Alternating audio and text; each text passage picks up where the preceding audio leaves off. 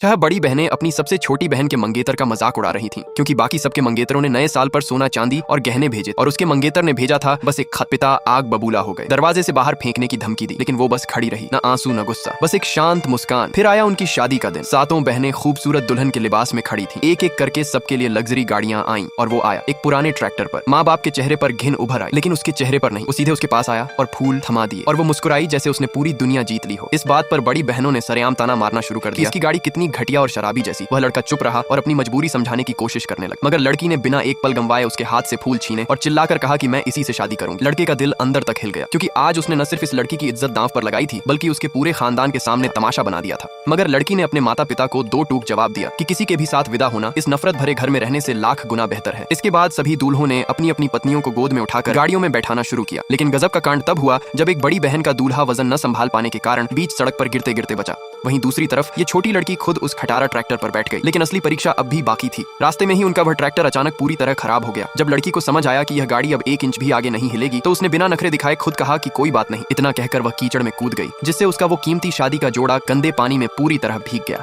लड़के को अपनी गरीबी पर बहुत पछतावा हो रहा था। उसने कहा कि मैं तुम्हें अपनी पीठ पर उठा लेता हूँ, लेकिन लड़की ने साफ मना कर दिया। उसने लड़के का हाथ थामा। उधर लड़के का परिवार एक टूटी फूटी झोपड़ी में उनकी राह देख रहा था। जैसे ही उन्होंने दरवाजा खोला, लड़की सन्न रह गई। उस छोटे से कमरे में 5 लोग ठूंसे हुए थे। लड़के का बाप बीमारी से बिस्तर पर दम तोड़ रहा था और बूढ़ी माँ बैसाखी के सहारे खड़ी थी। माँ ने रोते हुए कहा कि हमारा यह कंगाल परिवार तुम्हारे ऊपर बोझ बन जाएगा और तुम्हारी जिंदगी बर्बाद हो जाएगी। लेकिन वह लड़की भागी नहीं, बल्कि माँ के पैर छूकर बोली कि माँ जी, आपके बेटे ने अकेले बहुत दर्द झेला है, पर अगर हम साथ हैं तो हर मुसीबत को झुका देंगे। माँ की आंखें भर आईं और फिर उसने कुछ ऐसा किया जिसकी किसी को उम्मीद नहीं थी। उसके हाथ में एक सुनहरी चाबी रख दी। सोचा इस चाबी का मतलब क्या था। वो एक अरबपति था, बीमार बाप, टूटा घर, सब एक सोची समझी परीक्षा थी अपनी होने वाली बीवी का असली किरदार जांचने के लिए। और वो सुनहरी चाबी उसे उसके पूरे साम्राज्य की मालकिन बनाती थी। उसने परीक्षा पास कर ली, लेकिन अब इस धोखे की सफाई कैसे देगा? अगर जानना चाहते हो आगे क्या हुआ, तो वीडियो को लाइक, सब्सक्राइब करो और कमेंट में लिखो पार्ट 2।